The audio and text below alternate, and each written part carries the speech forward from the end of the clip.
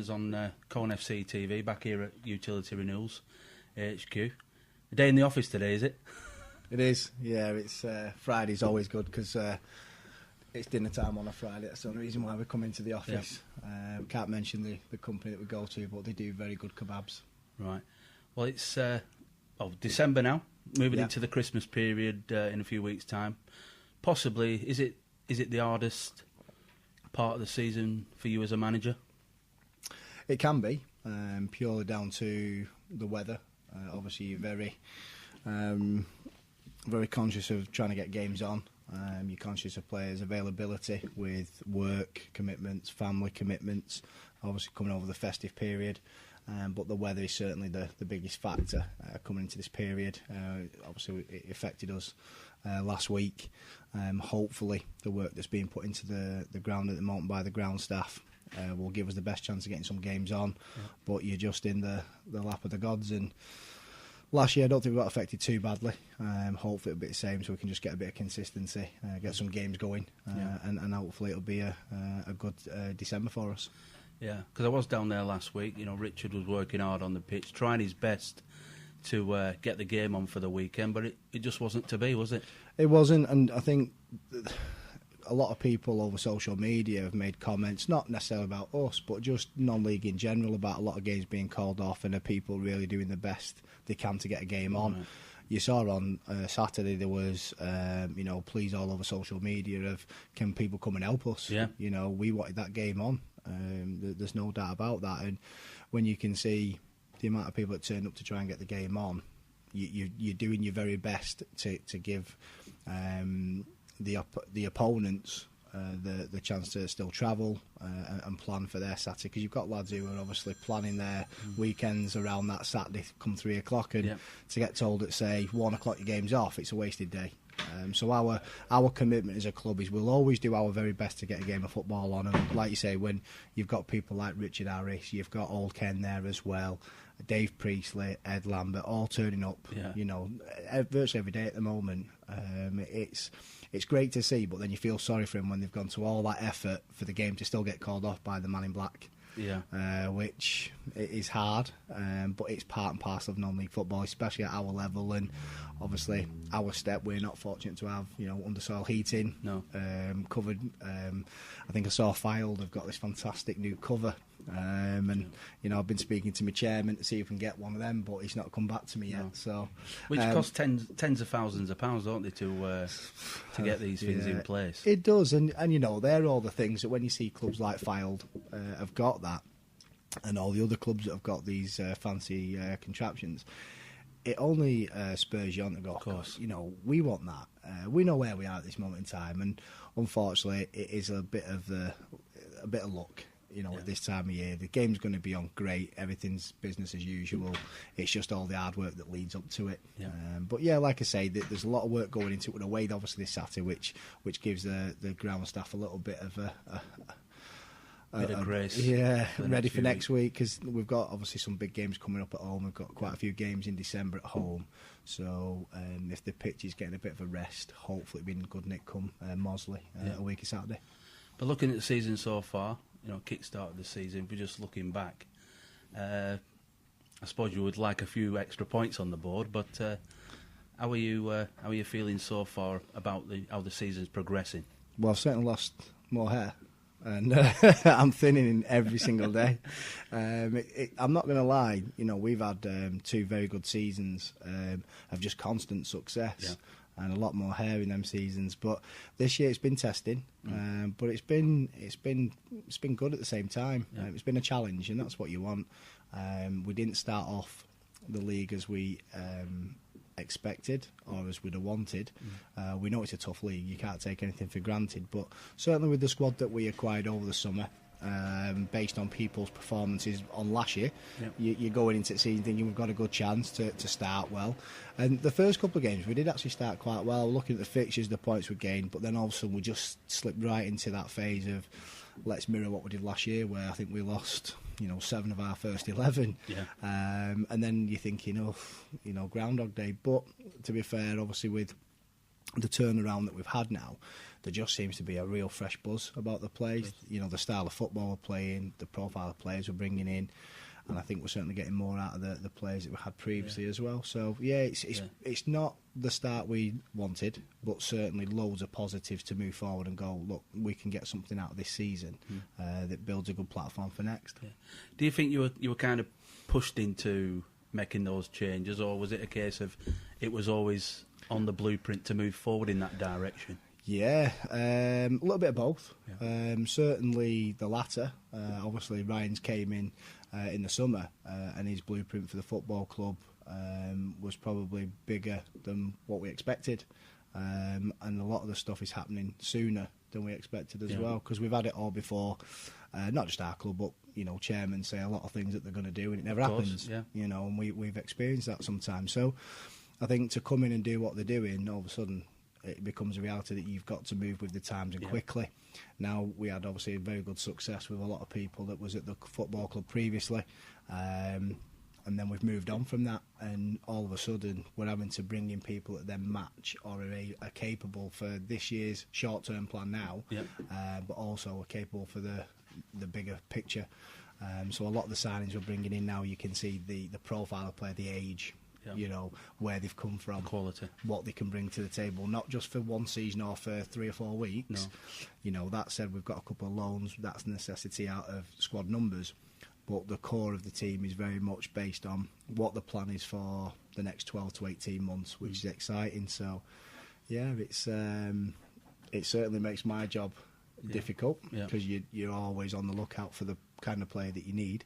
Can't just be signing people now that we've done that before. We've been guilty of just bringing players in either on a name, looking for a quick fix. Yeah, and that's football at our level. But we're trying to go away from that, especially with obviously the news of certain players now being committed to the football club. You've then got to jump on board, or I won't be manager of the club.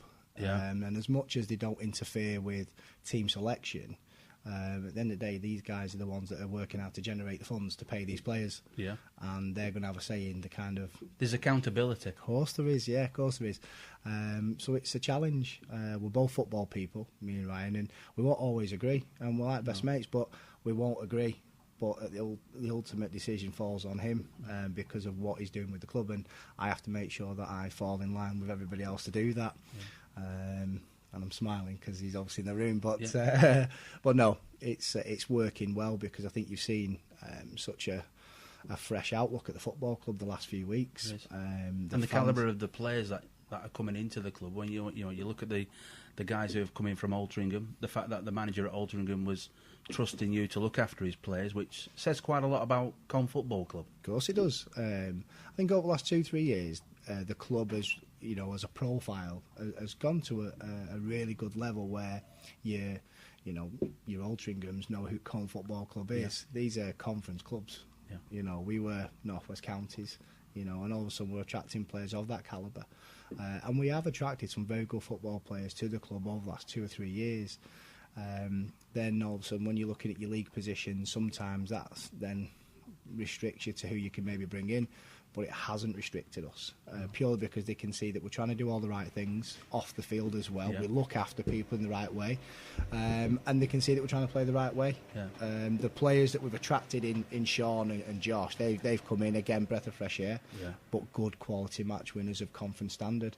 And granted, they might only be with us for 4 or 5 weeks.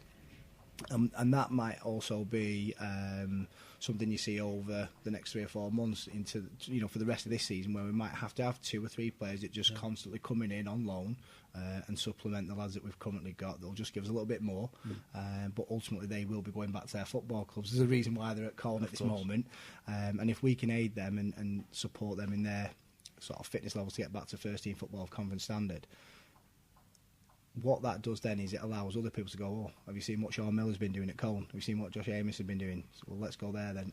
It's a great advertisement for us. Certainly. And if we can get them back in their first team squads and firing, then we've played a part in that. Well, straight away when the guys came, especially when Sean Miller came straight away and then Josh has come, You know, they're not messing around. They come in, they wanted to prove a point to their coach at Altrincham, which is only benefiting Colne Football Club. Of course it is. I mean, myself and Ryan, we've had numerous calls with Phil, the gaffer over at Altrincham, and he's been very supportive of what we're trying to do. If there's a player available, he's coming up to us and saying, look, I've got a player that's going to be circulated, I'm just giving you the heads up. If we wouldn't have looked after Sean Miller in the right way, we wouldn't have attracted Josh Amos. Yeah. He's also offered maybe one or two more. We're also in line if the two lads go back. There's going to be someone pushed out of the team. Yeah. We might have an opportunity to bring that player in. And again, it's all about the dynamics of it. Yeah.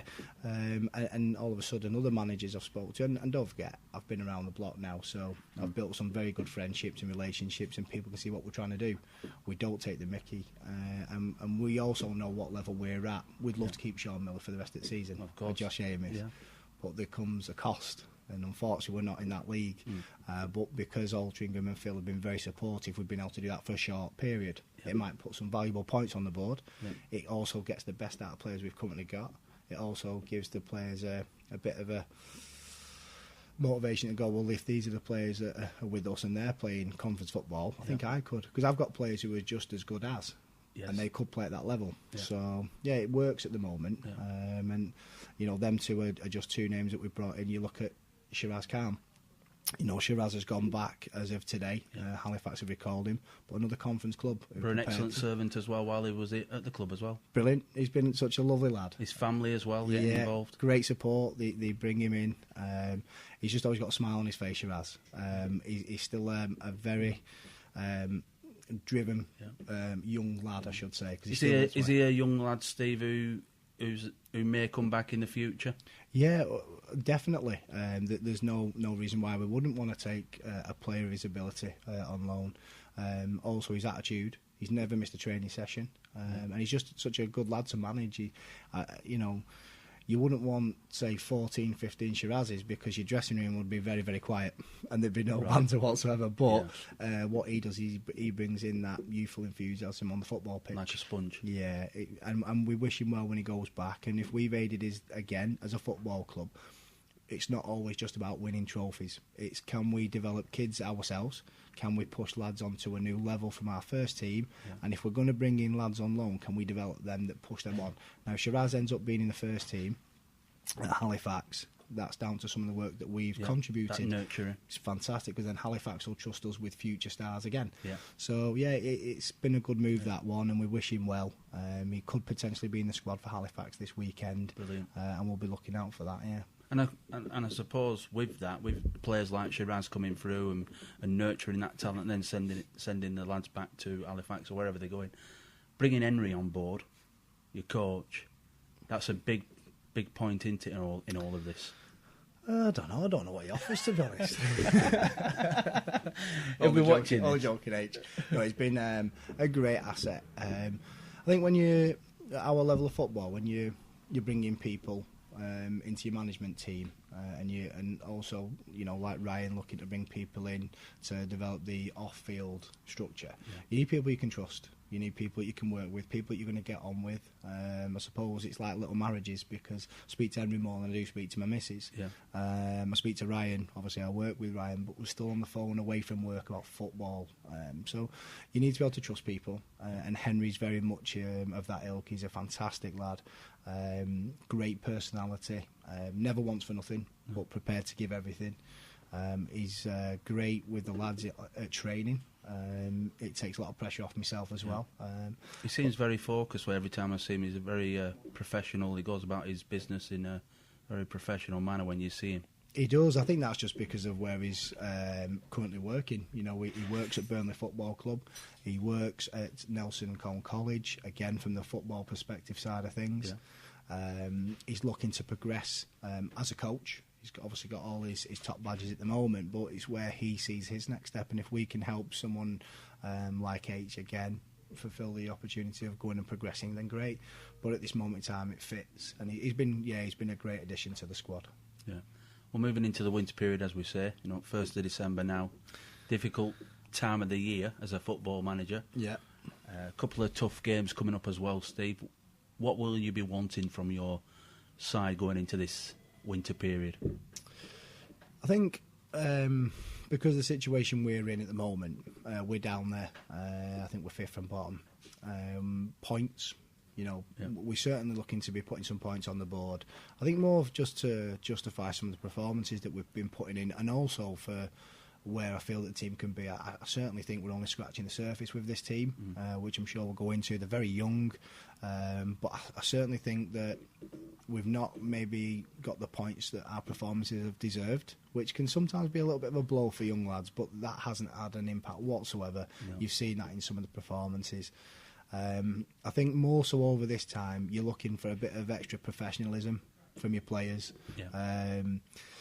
It's difficult because you've got works dues, you've got your partner's works dues, you've got your mates who are saying, let's go and have a quick beer at the Christmas markets. You've got all these distractions. And because of our step, you're very committed also as a football club that you've got fixtures that match the Premier League. So there's a big commitment. Yeah. And that it does become tough, that. If we were paying people £500-600 a week, then that commitment's there as a standard, or if you're not getting paid. For ours, it's a tough time of the year. It is for myself, I feel it. So you can't be too harsh, because there's going to be times when my commitment's a bit like, I've got kids, I've got family. So you're just looking for that professionalism. Can they look after themselves more than they normally would? If they're going to go out and have a beer, can they then go and do something the day after? If they're going to eat something, can they make sure that they do something? Sleep well. So you're asking the players, more than not, it's a personal kind of choice, isn't it? It's a personal kind of professionalism that's going on during the Christmas period more than anything. Yeah, I think it's more taking pride in yourself playing for Colne Football Club, because at the end of the day, even though it's Christmas, you're a semi-professional footballer. You're semi-professional football. They're still getting some expenses, but there's also a duty to the fans that if we've got 3 home games coming up and they're paying that money to come and watch their team, they don't look for excuses. They're still there. They're going to know when you're below par. Of course, yeah. I think the good thing is our fans are realistic. If we play well and we lose, it's not an issue. No. I think it's more if players are taking December off, as some people do, and they're plastered all over social media, as they do, because everything's more accessible now, and you can see players out on a Friday and they're here, there and everywhere, and then they're trying to turn up and perform on a Saturday. You can do the sums, can't you? Yeah, it's not good. So I think the professionalism is a key message that is going to be mentioned to the players. But I've got a good group that I think they want to win games. They want to win. They want to put points. They're hurting by sitting where we are in the league because they know where potentially we could be. Now, my chairman's going to laugh in a minute, but I still believe that there's something to play for. And through December, it's a part where there's games that are winnable games. Tough games, but winnable games. And come 5 o'clock on the trip home from school on New Year's Day, which the league have stitched us right up there, I'd like to be sitting just outside the playoffs. It gives us 3 or 4 games to do that. You're hoping for a bit of luck that everybody else loses 4 games each, and we win all 4 or 5. Well, I'm not gonna laugh or criticise anything you say, because I remember last season, and I've mentioned this many a times, going away from one of the interviews we had at previously at Old House, Utility Renewal Stadium, and I was laughing because I thought, this guy's a joker. And at the end of the day, you were in that playoff final with Farsley Celtic, and you were miles away then, and that was about this time of the year. Yeah. So it is possible. Of course it is. It is possible. I think for us, there's also you've got to be careful, because you don't want to come across like you're being arrogant, and certainly not going to take it for granted that we're going to be there and we're better than anybody else. Yeah. And I'm not that arrogant either. But I also have to be positive. I have to believe that we can get there. Yeah. Because if I don't, and I'm all about we'll finish mid-table, or if we stay above, it rubs off on the team. Of course it does. And plus, if I then ask for more money off the chairman, he's not going to give it me. Whereas if I do make him believe that we can get there, I can normally twist his arm a little bit. He's not as an ogre as everyone thinks he is. So, no, we've got to be positive, and going into December, leading into January, if we can put some good points on the boards, it's what other teams are doing as well. Yeah. And last year you saw a lot of teams, as well as us having a good run, it also came off the back of 4 or 5 teams really chucking it away. Yeah, they collapsed. And that winter period, that Christmas period, going into January and then moving on into February, it was a big time when a lot of clubs were falling by the wayside, and Colne were pushing on. They were. I mean, I think we only lost 4 in our last 22. It was the home form that was letting you down. Early doors. Yeah, it was. So I think a little bit of lady luck. The team that we're starting to build, look, I'd love to say we're going to make playoffs. I really do. Am I daft enough to say we will get there? Probably not at this stage. If you ask me the question at the end of January, I'll be as honest as the days come, and I will say yes or no. Yeah. The team that we're building at the moment, is it more a plan for next year? Quite possibly. Yeah. I just won't use that word, stability. I think anyone from the outside looking in, I look at it myself and I see a very young, vibrant team coming in.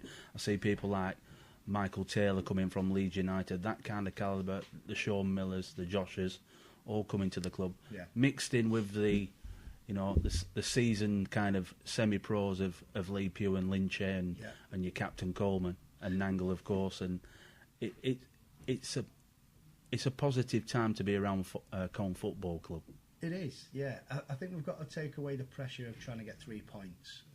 The blueprint's been made by the chairman, and the blueprint this year is you stay in this league and build a new team on the lowest possible budget that we need to, unless there's an opportunity that we can go and win something. The support's there. Yeah. I know if I wanted to go and ask him for a player, I'd get that player. Yeah. If we're nowhere near, he's going to laugh at me if I start saying I want £100, £200 for a player. Yeah. That's football. What we're trying to build at the moment is, can we get the right style of football that fans are going to want to come and pay to watch? And I certainly think that we're on the right step to create that, because some of the performances, we've played some very good football. We've got a very young team. The average age is 21. I think we are the youngest team in the league now, based on the average age. The last 4 or 5 signings, apart from Hollywood, who's 28, we've signed that are at 18, 19, 20. Josh Amos, he's only 23. People don't realise that. Sean Miller's only 22. We're very, very young. So if we can build a team and an environment, a football club, for the next 12 months, the chairman will be